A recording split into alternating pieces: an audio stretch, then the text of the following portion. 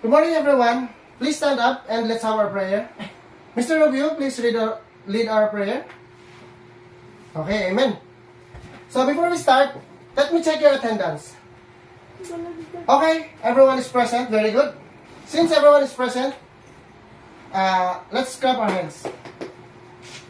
And before we start our formal discussion, let me introduce to you our classroom rules. So our classroom rules is very simple and precise. So, SMART. S for show respect. So, show respect to your teachers and to your classmates. And then, M for make wise choice. So, make wise choice class all the time. And A for always be prepared. So, always be prepared class because later on, we'll have our discussion and after that, we'll have our activity and quiz.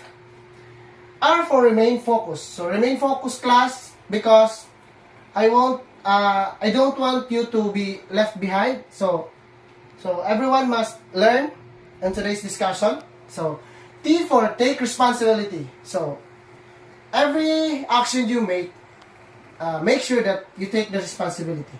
So, okay? And before anything else, let me introduce to you our bar chart for our grading system.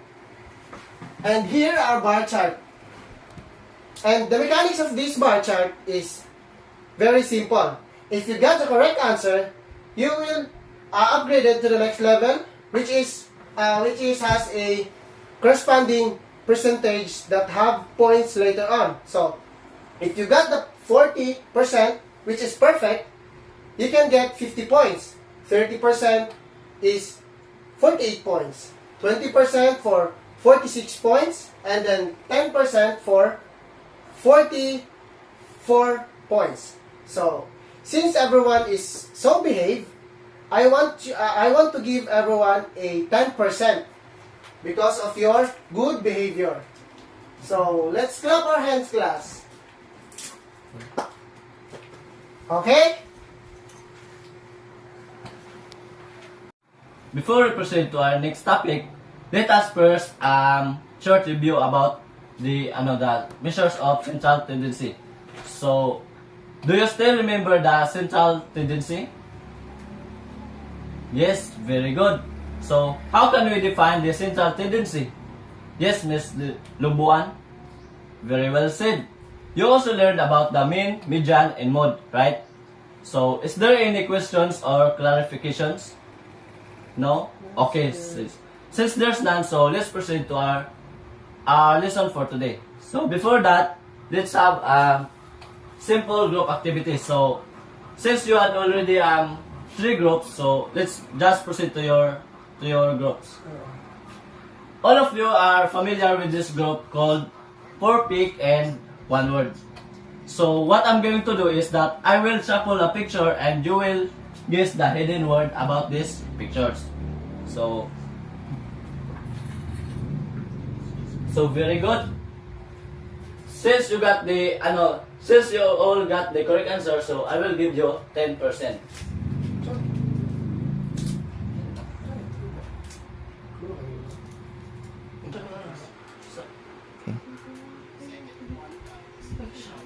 Drilling sa projector.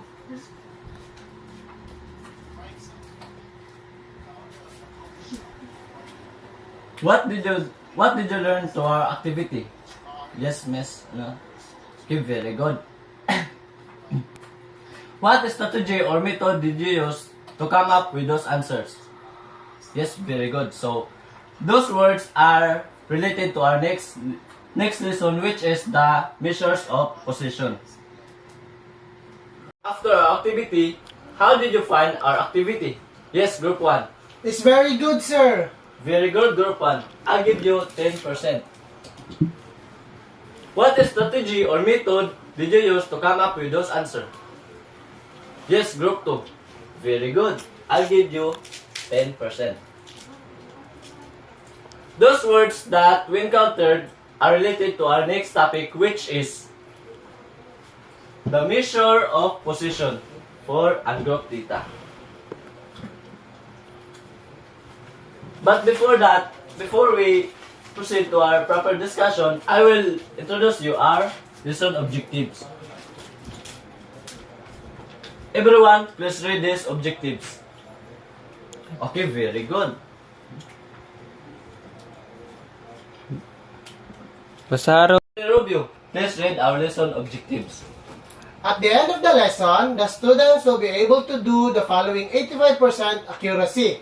A. Determine the quartiles, deciles, and percentiles of an ungrouped data. B. Calculate computed values in terms of their position in the distribution.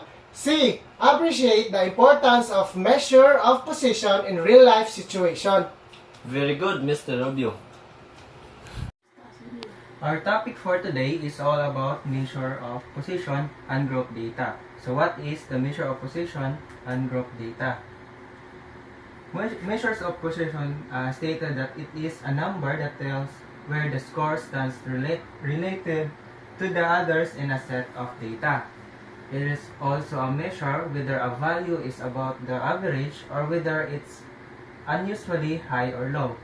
It is used for quantitative data that falls on some numerical scale. It can be applied to ordinal variables. When we say ordinal variables, it talks about arrangement. And measures of position can be solved in different methods. We have general method, linear interpolation, and the Mendenhall and Sinkich method. So first, we need to discuss the quartiles of ungrouped data. So what is quartiles of ungrouped data? These quartiles are the score points which divide a distribution into 4 equal parts. So we have the quartile 1, quartile 2, and quartile 3. So in this area, we have the quartile 2 or the 50% of the data. Or this quartile 2 is also known as our median. So and our quadrant 1 is the 25% of the data fall into below the first quartile, and 75% are less than the third quartile. So these are our 75%. So in interquartile range, to solve it, we will subtract the quartile 3 and quartile 1, and so that we can solve and we can get the interquartile range. Next. So example number 1.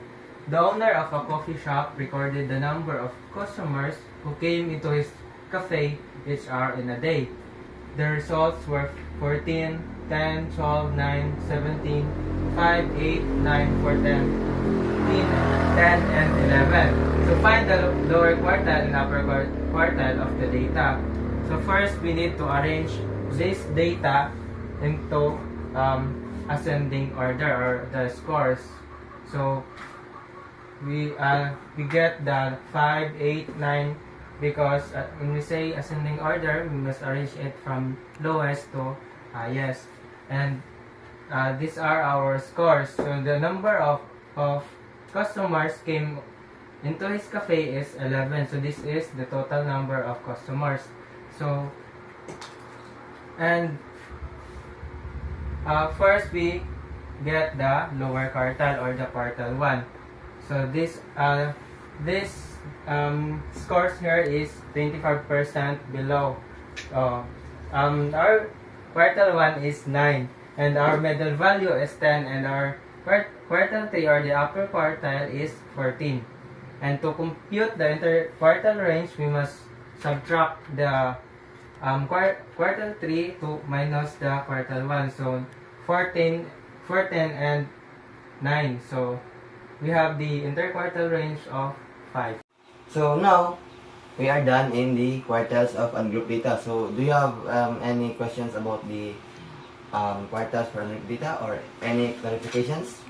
So none. So since there are none of you have any questions, so let's proceed to the next. So next topic is deciles of ungrouped data. So what is deciles of ungrouped data?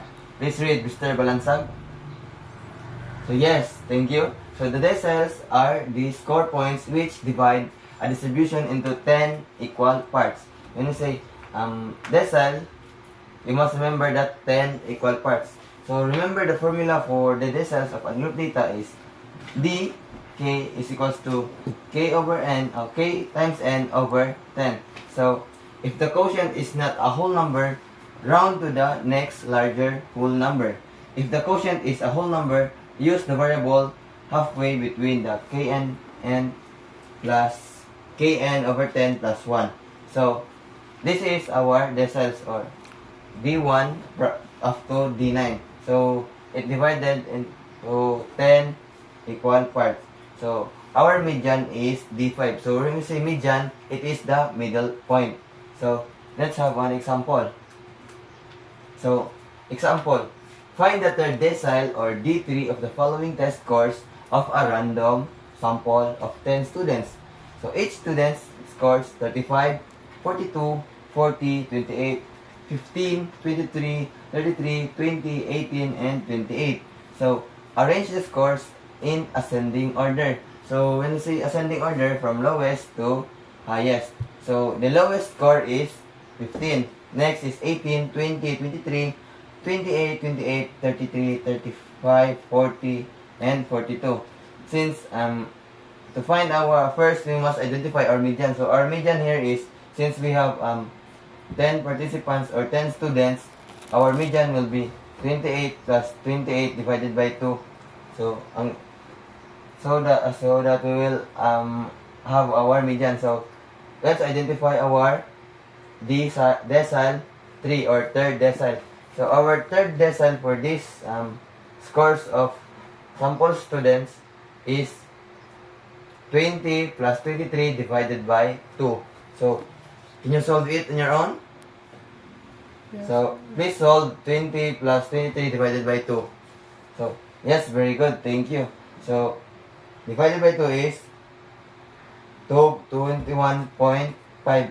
So first, if the quotient obtained is not a whole number, round to the next larger whole number. So here is our formula, dk is equals to kn over 10. So d3 is equals to 3, since our k is third, or we are looking for the third decile, so our k will be the 3. So times 10 over 10. So our d3 is equals to 30 over 10, or simplify, is equals to 3. So next is our kn over 10 plus kn over 10 plus 1. So d3 is equals to third and fourth decile over 2. So since 20 plus 23, so is equals to 20 plus 23 divided by 2 is equals to 43 over 2, or 21.5. So our d3 is 21.5. So do you have any questions? None? So now let us proceed to our next. Please solve this example on your notebook. So what is the answer? So yes, very good. Our decile 8 is 55, or decile 7 is 52, and decile 2 is 26.5. So do all of you got the correct answer? Yes. So yes, let's clap for our hands. Yeah. So now we are done with the deciles and quartiles. So now let us proceed to percentiles of ungrouped data. The percentiles are the score points which divide a distribution into 100 equal parts. 10, 20, 30, 40, 50, 60, 70, 80, and 90%. So our formula for the percentiles of ungrouped data is percentile k is equals to kn over 100. Since we are looking for the 100 or the percent, so always divide into 100. So first we must identify our median. So our median is 50. So we will understand this if we have one example. So example, the list shows the number of bottles of strawberry jam sold in a day by 14 different vendors.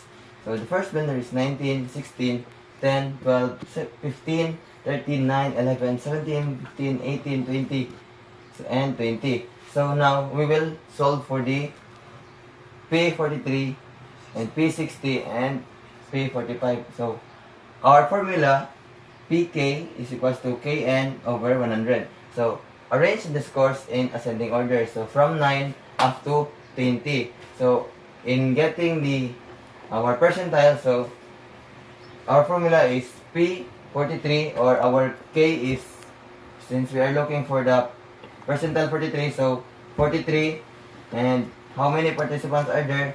It's 12. So the N is the number of participants. So 12 over 100 is equals to 516 over 100 divided by 516 divided by 100 is equals to 5.16, and our P43 is, since 5.16, so we will count. So 1, 2, 3, 4, 5.